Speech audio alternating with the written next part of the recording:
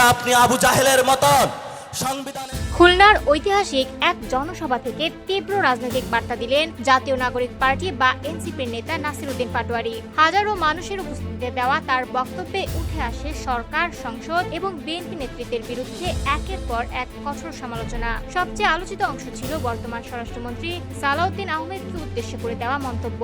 নাসিরউদ্দিন পাটোয়ারী অভিযোগ করেন, একদিকে আওয়ামী লীগকে মাফিয়া গোষ্ঠী বলা হচ্ছে, অন্যদিকে এস আলমের মতো বিতর্কিত ব্যবসায়ী গোষ্ঠীকে আশ্রয় দেওয়া হচ্ছে। তার ভাষায় এই দ্বৈত আচরণ জনগণের সঙ্গে প্রতারণার শামিল। বক্তব্যের এক পর্যায়ে তিনি স্বরাষ্ট্রমন্ত্রীকে ইসলামের ইতিহাসের বিতর্কিত চরিত্র আবু জাহেলের সঙ্গে তুলনা করেন। তার দাবি, সংবিধানের ব্যাখ্যা ব্যবহার করে জনগণের আকাঙ্ক্ষাকে উপেক্ষা করার চেষ্টা করা হয়েছে, যা দেশের গণতান্ত্রিক আন্দোলনের চেতনার পরিপন্থী।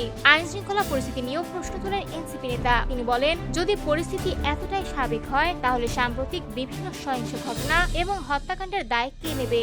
শুধু স্বরাষ্ট্রমন্ত্রী নন, বিএনপি এবং দলটির শীর্ষ নেতৃত্বকেও কঠোর ভাষায় আক্রমণ করেন নাসিরউদ্দিন পাটোয়ারী। তার অভিযোগ, দীর্ঘদিন গণতন্ত্রের জন্য আন্দোলন করা দলটি এখন নির্বাচন প্রকৌশলের মাধ্যমে গণতন্ত্রকে দুর্বল করছে। একই সঙ্গে তিনি আওয়ামী লীগ এবং কিছু প্রভাবশালী ব্যবসায়ী গোষ্ঠীর সঙ্গে রাজনৈতিক সমঝোতার অভিযোগও তোলেন। বক্তব্যে তিনি বর্তমান বাজেটকে দুর্নীতি ও লুটপাটের বৈধতা দেওয়ার বাজেট বলে আখ্যা দেন এবং দেশের রাজনৈতিক, অর্থনৈতিক ও প্রশাসনিক সংস্কারের দাবিতে আন্দোলন চালিয়ে যাওয়ার ঘোষণা দেন। খুলনার জনসভা থেকে দেওয়া এই বক্তব্য ইতিমধ্যে রাজনৈতিক অঙ্গনে ব্যাপক আলোচনা সমালোচনার জন্ম দিয়েছে।